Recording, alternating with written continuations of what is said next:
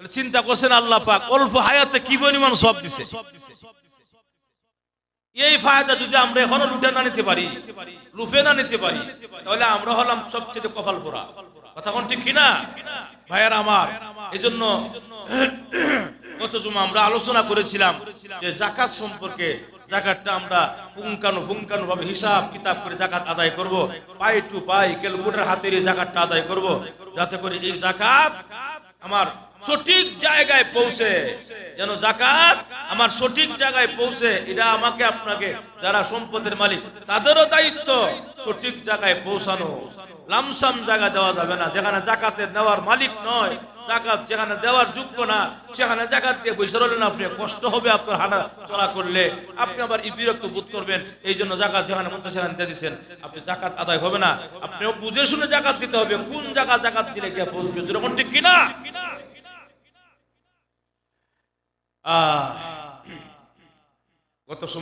গত জুমায় আমরা যাকাত দেওয়ার সম্পর্কে আমরা আলোচনা করেছি এবং তারাবির নামাজের আগে যে 10 মিনিট 15 মিনিট আমরা বয়ান করি, আলোচনা করে দাঁড়ায়া এখানেও আমরা বলেছি কাকে দিব কাকে দিব না, বলে নাই? বলছি কিনা?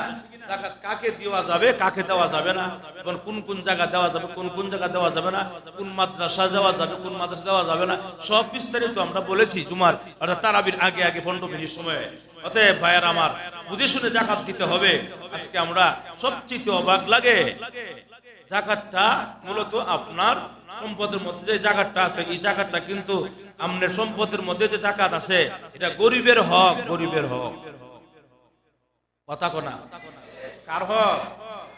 গরিবের হকটা রাইখা আপনি গরিবের হক নষ্ট কইরা, গরিবের হক আপনার কাছে আবদ্ধ কইরা আপনি সেজদা করলে কবুল হবে? কথা কোন?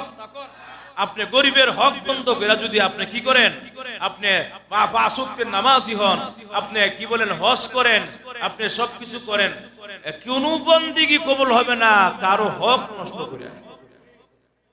এই হকের গুরুত্ব মারাত্মক জিনিস। আল্লাহর হক কিন্তু আল্লাহ ইচ্ছা করলে মাফ করে দেয়, কিন্তু বান্দার হক দিয়ে যদি কেউ কবরে যায় আল্লাহ মাফ করবে না, বান্দা মাফ না করবে। সুবহানাল্লাহ। খুব কঠিন বিষয়, সেনসিটিভ বিষয়। এজন্য সকলের সম্পদের মধ্যে গরিবের হক আছে। যাকাতটাও আদায় করব, সাথে সাথে ফিতরাটাও কি করব? আদায় করে দেব। সকলেই ফিতরা দিবেন। নিম্নে কত? 110 টাকা। উপরে কত? 2810 টাকা না 20 টাকা জানো? যাই হোক, উপরে 2810 টাকা বা 20 টাকা, নিম্নে হলো 110 টাকা ফিতরা। এই ফিতরার টাকাটা কিন্তু আপনারা আদায় করে দিবেন ঈদগাহ যাওয়ার আগে আগে। অনেকেই বাকি রয়েছে যে ঈদগাহ গিয়ে দিব বা ঈদগাহ থেকে ঈদের নামাজ পড়া দিব না। না না না, ঈদে যাওয়ার আগে দেওয়া সবচেয়ে বেটার, সবচেয়ে উত্তম। কেন? বলে কিছু গরিব গোরাবা আছে, আপনার ফিতরার টাকাটা পেয়ে, আপনার যাকাতের টাকাটা পেয়ে হয়তো সে সেমাই কিনবে, একটু হালকা পাতলা বাজার করবে, একদম গরিব অসহায়, আপনার টাকাটা পেয়ে সে খুশি হইলো, আপনার টাকাটা হাতে নিয়ে এসে একটা গেঞ্জি কিনলো, আপনার টাকাটা হাতে পেয়ে এসে গরিব একটা মহিলা অসহায়, স্বামী নাই কেউ নাই, কিন্তু এই মহিলা তার একটা মাত্র বাচ্চা, ছোট্ট বাচ্চার জন্য একটা জুতা কিনলো। কথা বলা।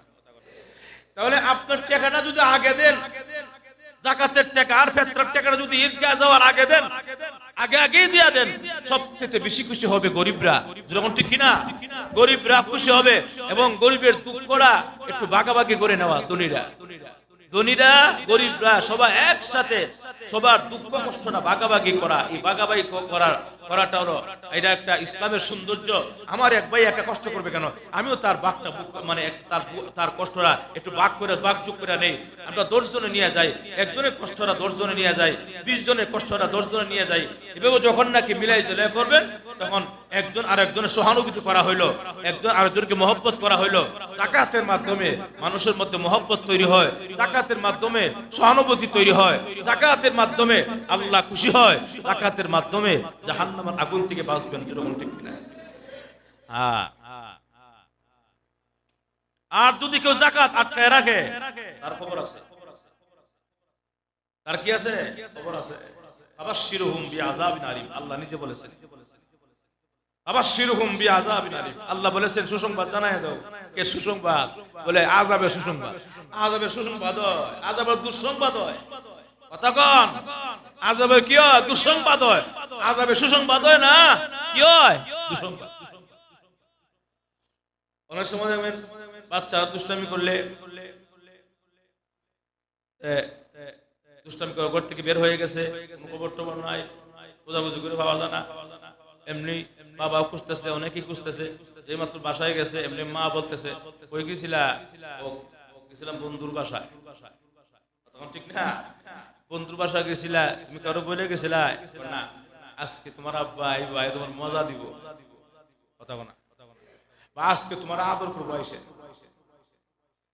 এই যে বললো আদর করবো, মা যে সন্তানকে বললো আজকে আদর করবো, আসলে কি আদর করা না মার দিব? তুমি কেন না বলে গেলা? তোমার কি দিবে? মার দিবে। কথা কোন ঠিক কিনা? ভাইরা ঠিক তেমনি ভাবে আল্লাহ রাব্বুল আলামিন বলেন ফাবাশশিরহুম বিআযাবিন আলীম। যারা যাকাতকে, যারা সম্পদকে সঞ্চয় করে রেখেছে, স্বর্ণকে জমা করে রেখেছে, সম্পদকে জমা করে রেখে দিয়েছে, এগুলোকে কঠিন কিয়ামতের ময়দানে আল্লাহ রাব্বুল আলামিন এরকম সব কিছু জমা করবেন। জমা করার পরে আল্লাহ এগুলোকে সেক দিবেন। সেক দিয়া আল্লাহ এগুলোকে লোহার মতো গরম করবেন, লাল করবেন। লাল করে কপালের মধ্যে সেক দেওয়া হবে, হাজর পাজরের মধ্যে সেক দেওয়া হবে, পিঠের মধ্যে সেক দেওয়া হবে, এবং বলবে যে ফাযুকু মা কুনতুম তাকনিজুন, তুমি স্বাদ আস্বাদন করো যে মাল তুমি সঞ্চয় করে রেখেছিলে, এই মাল, এগুলো তোমার মাল, এগুলো দুনিয়ার তোমার সম্পদ, এগুলো দুনিয়ার তোমার স্বর্ণ, দুনিয়ার রূপা, দুনিয়ার মাল। এই মাল জমা করে রেখেছিলে গরিবকে যাকাত না দিয়া, এগুলো গরিবের সম্পদ, গরিবের হক তুমি বন্ধ করে রাখছিলে, আটকায়া রাখছিলে। আজকে তুমি স্বাদ আস্বাদন করো। ফাবাশশিরহুম বিআযাবিন আলীম। আল্লাহ বলেন তাদেরকে সুসংবাদ জানায়া দাও। কিসের? আযাবের। আমি আল্লাহ তাদেরকে সাইজ করব। জোরে কোন ঠিক কিনা? যদি কেউ সম্পদ জমায় রাখে, এই সম্পদ অবশ্যই আল্লাহর আদালতে গিয়ে জবাব দিতে হবে, এবং এই সম্পদ তার জন্য হবে জাহান্নামে যাওয়ার কারণ। জোরে কোন ঠিক কিনা?